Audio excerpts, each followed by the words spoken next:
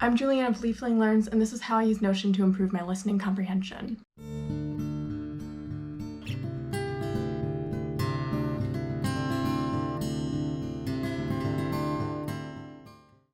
Listening to your target language a lot, whether it be TV shows, movies, podcasts, video games, native speakers talking, anything else, is absolutely the best way to improve your listening skills. You gotta listen to a lot of stuff. However, some of you, like me, may be looking for a little extra help in developing those listening comprehension skills. Like anything else, listening comprehension is a skill that needs to be used in order to make it stronger. What I'm going to do today is walk you through my way that I've been transcribing audio to improve my listening comprehension skills. One of the benefits I've found doing this is that it's really helped me get better at parsing individual words and phrases inside native speed speech. After doing this exercise a few times with this particular podcast, I found that anytime a new podcast episode comes out and I try listening to it, I have a lot easier of a time understanding what's going on. It can be a confidence booster too, which we all need every once in a while as we're on this long language learning journey. Sometimes if you listen to an audio podcast with no visual anchors to help explain what's going on, it goes by really fast. And it can feel quite defeating if it goes by really quickly and you feel like you've maybe caught a few words here or there. If you go through it more slowly and start to pick it apart, you'll start to realize like, oh wait, I do know more of these words than I thought.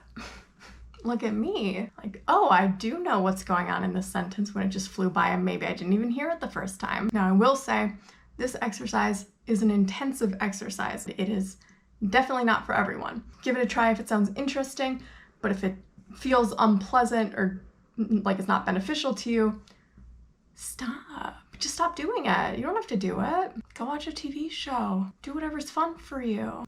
Some of us, however, find it enjoyable and beneficial to dig into a piece of media a little bit more. Huge shout out to Robin McPherson's videos. I hope it's pronounced McPherson. Language Daddy Robin, please forgive me if it's not. Which encouraged me to give transcription a try. Please go check out his videos on the topic as well. They're all excellent. This is just my process and how I use Notion specifically to do it. You could easily do something similar in Word or Evernote or anything you want to use.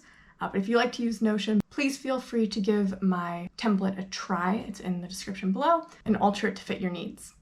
What you're going to need for this activity is a piece of audio in your target language. Any language is fine. Ideally, find a piece of audio that has a transcript, okay? It's very helpful to get that immediate feedback of whether what you're hearing is right or wrong with the transcript written by the person who said the things. Now I'm just going to go over into my template and I am just going to walk you through doing a snippet of audio and show you how it works because just explaining it is not going to make sense. See you over there. For my walkthrough, I am going to be using the podcast, The Real Japanese Podcast by Haru no Nihongo. What I'm doing applies to any language. You don't have to be doing Japanese. You just might not be able to understand what I'm writing, but that's fine. I really like this podcast. I love the host's voice, and the transcripts that come with it are free and amazing. She categorizes the podcast by rough JLPT level, if that's a helpful marker for anybody. Here's the template, okay? So you can use any view that you want for this page. I have it in board view, so I can just, example, once I have a podcast link that I want to save for later, I'll put it in the want to transcribe category. I can slide it on over to transcribing when I'm working on it and into completed when I'm done. Easily, you can switch this to table view, for example, and all you would have to do is change the status here to whichever of those you want it to be. This can be kind of cute as well if you paste relevant images into your transcript so you have a visual here. Otherwise, it will just show up as the contents of the transcript. So if I were like, here's the transcript, it will show that. If I were to, for example, take a screenshot of the podcast title card, I can paste it in. There it is. And when I leave there, you'll have this very cute little cover. If you find that annoying and you just want to be very minimal, you can certainly change this by going up to Properties, and where it says Card Preview, just say None. So let's actually open up the template. If you click New, the drop-down arrow next to New over here, and choose New Transcript, you will get the template. So I included the color coding that I use in here. Feel free to delete this from the template or change it if you want. I use similar color coding that I use in my Notion sentence bank video. You can of course do whatever you want, color code as little or as much as you want. I color specific words and I use highlighters. So I do green for place/names, I do orange for new words, yellow for new grammar, pink for things that I think I might know, maybe. I highlight blue for parts of the transcript that I'm not sure if I really understood. I do red for stuff that when going back I heard but was not in the transcript. And I do purple for adding in things that I missed completely when I'm looking at the transcript at the end. All right, let's go through this. So you can transcribe a whole episode of a podcast or whatever it may be all the way through, then check your work at the end, or you can do it how I do it and do it in little batches. I tend to like to do little batches because if you transcribe like 5 minutes and then check your work, it makes the rest of the podcast more comprehensible, right? Because you're going to learn a handful of vocabulary that's likely going to be used throughout the rest of the podcast. What I like to do when I'm listening to this audio is I'll listen to like 2 to 3 sentences at once and then, try to understand the meaning just hearing the actual sentences at actual speed. And that's when I then will go back, press play, try to transcribe, pause, replay bits as needed. I don't think it's beneficial to like just listen to like a half a second, type the sounds, another half a second, type the sounds. That kind of defeats the purpose of trying to gain meaning and understanding, or comprehension, if you will, from the things that you're listening to. So what I do when I'm starting, I'll type in the episode. I'll put in the audio link and the transcript link. If your audio is something that you have recorded to your computer, you can very easily upload a file here by typing /file, and depending on the size, you can just upload it and embed it. While we're here, I will paste in my picture. Amazing. Looks great. So what I do when I get started is I always put little timestamps. So I skip the initial intro. So I'll be like 20 seconds in or whatever. And then I'll start transcribing from there. I'll go off camera and I will transcribe what I hear for a few minutes of audio, and then I will come back. こんにちは、はるかです。ここは日本語を勉強している人のためのポッドキャストです。Okay, so I've just finished doing a little bit of audio here, and basically I highlighted anything in blue where I was not super confident about what it was that I was hearing. I colored this word in orange because she defines it for us, so like I knew that I was learning a new word at this time. It wasn't like a question mark of what it was, because she literally tells us that it's fortune telling. I wouldn't necessarily be coloring all the words that I don't know in orange throughout, because I don't know if I'm mishearing it. I don't know if it's a new word. So if it's something that I'm not sure about, I'm just going to sound it out and just type it phonetically and probably highlight that part in blue because I'm not sure what I'm typing. And the context wasn't enough to help me figure out what was going on. And then you just keep moving. So now that we have this little bit, I'm going to take the transcript and we are going to mark up this text even more. I'm just going to look through this line by line. I'm going to be especially looking out for what happened in these blue areas, but of course we have to make sure I didn't very confidently mishear anything else. So I'm skipping this intro. Hi. So I'll often write in like the filler words that I hear, just because I like having the example of like how native speakers just kind of use filler words. So I highlight them with red if anything is not in the transcript, but we'll get back to this. And that's probably what she said, even if she didn't include it.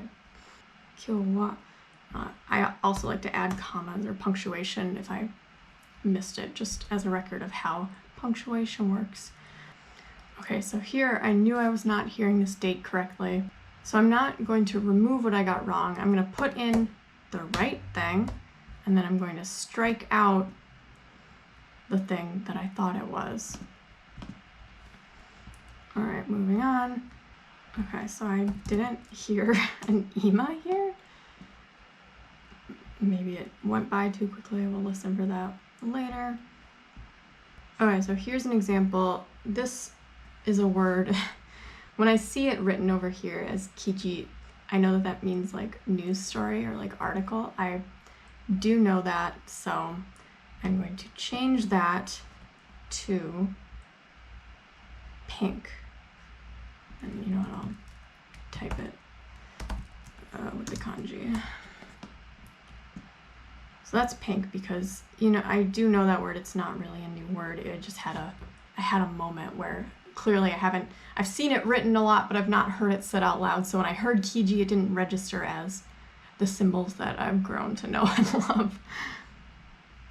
So similar to how I do my Notion sentence bank, which I will link above and in the description, I will go ahead and color all of these instances of this new word in orange so that at a glance I can see the sentences that have that new word in them. Okay, let's keep going. I'll probably fast forward here. Okay, so I went through it. This was a new word. I knew what it meant based on context, but it was a new word to me that I would like to learn. So I just went ahead and oranged it. Completely missed some words here apparently. So like for example, this section in blue here, I actually did hear basically correctly, even though it was difficult for me. But I missed a no, so I just stuck the no in there and made the no part purple, but left the rest of it blue, just again because I want a record of what parts were difficult, but there's nothing to cross out and correct, which is good.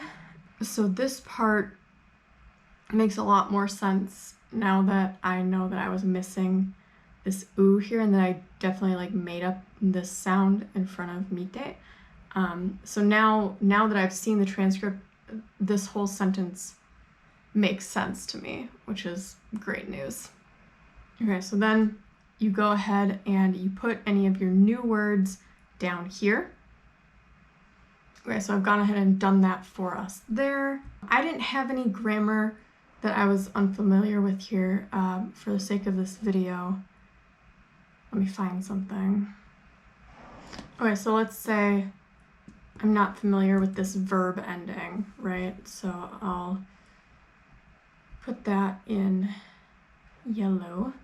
And if it were something that were like in a highlighted blue part or something, you can't overlap highlights and colors, unfortunately, so I would probably just underline it to make it clear that that's a part that needs to be looked at.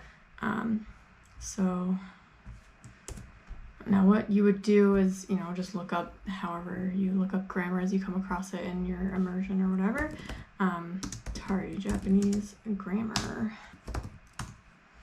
Okay, so there's an example of what like a grammar thing would look like. And breaking down the text like this is your chance where if there were sentences that you heard but didn't really make sense to you, you can put a little extra effort into figuring out what the meaning of those sentences were by, you know, finding these new words that you didn't recognize, looking up some grammar structures that you're not familiar with, but just don't force it too hard if it reaches a frustrating point. If you look up a grammar point and you still don't really get it, it feels kind of beyond your reach, just move on. It's not worth agonizing over a single sentence. And someday, if you return to this after more hours spent with your target language, you might be ready to understand it then. It's not the end of the world if you can't understand every single thing ever at this point in your journey. Okay, after you've gone through and marked up your text in comparison with your transcript, the next step is to listen to this section while looking at your new edited up transcript, okay? The point of this is to listen for the things that were misheard and see if you can hear them now. Also, as I go through, I'm able to confirm if a filler word was actually used, like if she did in fact say nanka at this point, I will go ahead and unhighlight it, just because those weren't mistakes, so I don't really want to highlight mistakes that I didn't actually make. Again, I just keep the difficult bits in blue, just because they deserve special attention, even if I can hear it better now, right? Okay, so here's an example of a sentence where I was unsure about what was going on. なんかあなたのその占い師という人、占いのプロの人がいて、Yep, definitely heard the you here and then the no there. Sentences make more sense. This one already kind of made sense to me without the no. いいのか、なんか病気になるのかとかいろいろこう見てもらう。Okay, here's this part. I'm listening to the いろいろ見てもらうんですか? And this is... I just use my arrow keys to go back a little bit. Okay. 仕事がいいのか、なんか病気になるのかとか。のかとか。I mean, I heard a ka there. I don't know about you guys. Okay. いろいろこう見てもらうんですよ。I think the whole... I think that was just an exhale. いろいろ見てもらうんですか? いいのか、なんか病気になるのかとかいろいろこう見てもらうんですよ。Yeah, I hear it now. I hear it now. It all makes sense. So after you've done that, you just continue doing this. I like to do it in chunks. So, you can either be checking your work as you go with those chunks or just take breaks, because it is a lot of work to do this. But it's nice because you can then record the time that you stopped at. I have no idea what time I stopped at. You can revisit it very easily. So let's scroll back up to the top of this template now. We have not forgotten about getting this all organized up here. I left these blank. Okay, these bits are optional, but I think it's cool to take a second and rank how you felt about the exercise and the audio. Was it easy? Was it challenging? Was it somewhere in between? Select how you felt about it in the difficulty section, okay? For me, this felt pretty easy, which is exciting because, a number of her podcasts ago, I probably wouldn't have felt that way. If you return to it in the future, you can reference this created date here and the difficulty. Try it again, see if it feels any easier. See if it feels like you're making progress with this listening skill that you're developing. Now, if you want to use this similarly to my Notion sentence bank video, you can absolutely mine this text for I+1 sentences that you can then add to Anki. If you want to learn more about that, check out my sentence bank video. You can even record audio clips with ShareX pretty easily, paste that into your Anki card as well. I'll put more info on that in the description if you have no idea what I'm talking about. So what you're going to do if you're going to use this kind of like a sentence bank is you scroll down here. And it's also just nice to have this as a reference as well, right? To see what the podcast was like. You count how many new words there were. Obviously, I didn't complete the podcast, but I'll just say 2. I'm not going to count kiji because the more I look at it, the more I'm like, oh my God, I know that word. So we're going to go up here and we're going to say 2 new words. Maybe I'll change it out of the Japanese keyboard. Then what you would do is you would go and count how many sentences have those words in them. So I'm going to skip the ones where she's literally defining it in English because it's not super helpful.